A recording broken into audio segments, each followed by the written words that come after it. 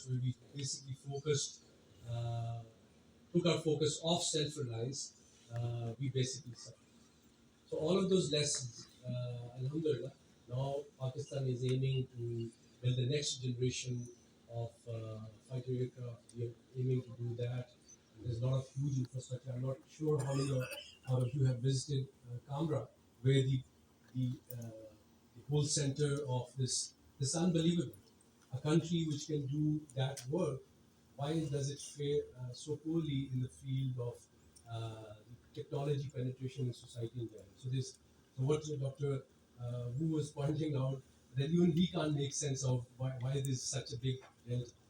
And so what we found out, we did, the Air Force tasked me about some 5 years back to look into it and see what is the next evolution, where do we go from here. And what we figured out is, we went around, saw China's growth, we saw US, very recently Turkey.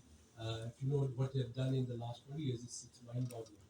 And what we saw there is a consistent approach based on a collaboration between three pillars of the society, that is government, academia, and industry. So these three things by default exist in every society in the country. So, but every society is not innovative. So the reason these societies are so progress, because they figure out a formula how to make these three entities work together, get synergies, build on each other's strengths, and produce productivity and benefits and results for the nation. So the Germans did it, the US did it, the Turkish figured it out, the Chinese successive. I basically started working with technologists from China some 30 years back. And we've seen this China's growth.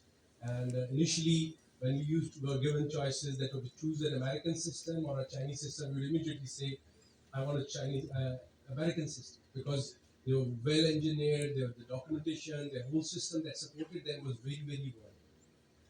But right now, even if given the option of a state of the art Western fighter aircraft, we would go for basically a Chinese product, because the Chinese industry has come that far in every dimension. So some of the dimensions we don't, average Pakistani is not aware, but we get to see a lot of in that. So that success story has a lot of lessons for us. The most fundamental is, how do you collaborate? Fundamentally between government, academia, and industry within universities, and this is what Dr. Iqbal was sharing earlier with this, that as a society, we're not very well trained, well oriented in collaborating. So this is where the idea of NASDAQ came about. At the moment, we are setting up parks across the country. We have a park in Karachi, we have a park in Islamabad, we have a park in Lahore, we have a park in Haria.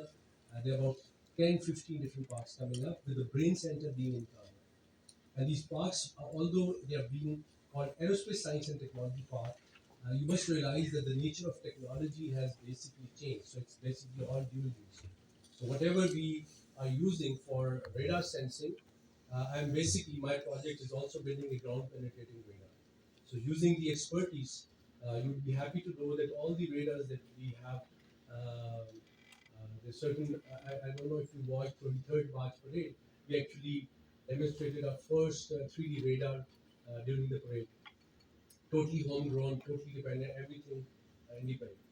And so independent of any Western reliance. So this is something that we know, that there's a journey that you have to go, and then you can achieve it. So at next step, the idea is to bring these people together, create opportunities for them to collaborate. So in that spirit, we created a project called Green Air. So Green Air is basically not doing an agronomist job for them, or basically doing we're trying to bridge the gaps, the areas that are limiting. So these are number one. Dr. Khan already mentioned the problem with drones.